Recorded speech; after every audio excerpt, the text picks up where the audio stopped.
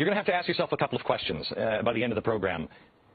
Why would our schools leave all of this history out? I mean, this is some of the greatest American story that you've ever heard.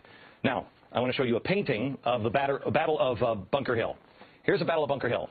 Bunch of white guys, right? Unless you know where to look. Right here. That's Peter Salem. He was actually the hero of the battle. It doesn't look like he's a hero there. He looks like he's cowering behind a white guy with a sword. He was the hero of the battle. And he saved scores of American lives that day. Why don't we know this? Look here. African American. Helping row the boat across. You know what his name was? Prince Whipple. He fought alongside Washington during the Revolution. Take a look at this one. This painting of, this is the Marquis de Lafayette.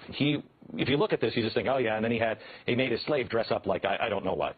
But that's what you would think, right? This guy is incredibly important. This guy may have won the Revolutionary War. James Armistead was his name. How did he win the Revolutionary War? Double spy. I'm going to let David tell the story here in a minute, but basically the Brits thought that he was spying for them, but he was spying for General Washington. He'd give the Brits bad intel and reveal the good critical information to General Washington. Did you know this story? Why?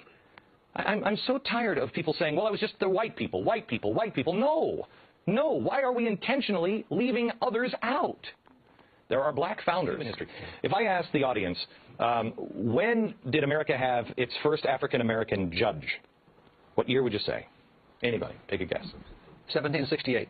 Wentworth Cheswell, New Hampshire, elected to office in New Hampshire. He was reelected for the next 49 years, held 8 different political positions. Really cool story about him is we all know that Paul Revere made his midnight ride. We also know he wasn't the only guy riding that night. Now, the guy riding, Wentworth Cheswell, black and white. Now, how is it possible? Did you know that we had an African-American ride to say the British are coming, the British are coming? Amy did. Amy did. Anybody else besides Amy know that? 2, 3. Okay, 3 people in the audience.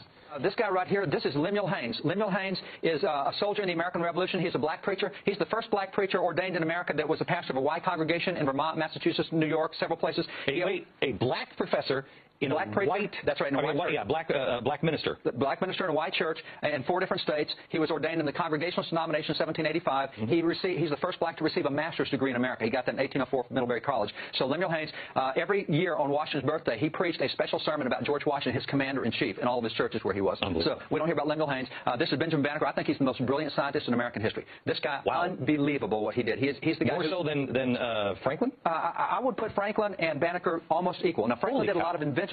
This guy one time took a pocket watch. He taught himself how to read. He taught himself science. He wrote an almanac that 10 years ahead he was able to predict to the minute solar eclipses, lunar eclipses, 10 years before they happened. I mean, by watching the motion through a telescope, unbelievable what the guy did. He once took the back off a pocket watch, saw how it worked, went home and carved a wooden clock with all the gears, mainspring, and it was accurate to within 1 minute a year. A wooden clock the guy did. He's the guy who laid out Washington, D.C. He's the surveyor who did all that. He's a brilliant mathematician. Jefferson gave him... never knew this. No. Jefferson gave him an example to France, said, hey, you guys in France think that blacks are inferior? Here's Benjamin Banneker. Okay, representatives, I asked, when did we have our first black Speaker of the House?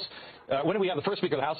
1789. When did we have our first black Speaker of the House? I bet most people would say never. Never, except it was right here. Joseph Hayne Rainey. Joseph Hayne Rainey, South Carolina, is the first black to preside over the House of Representatives. These are the first 7 blacks elected to Congress. You have here Senator Hiram Rhodes Revels, the first black U.S. Senator elected. He was a minister of the gospel. He was a missionary. He worked with Frederick Douglass. He recruited 3 regiments of black soldiers in the Civil War, and he was a missionary to slaves in the South. You have here Benjamin Turner, Josiah Wall, the large. This guy right here is really cool. Robert Brown Elliott is probably the most brilliant guy of that era. He actually took on the vice president of the Confederacy in a debate on the floor and just tore his head off. The racist Alexander Stephens. It was a great debate.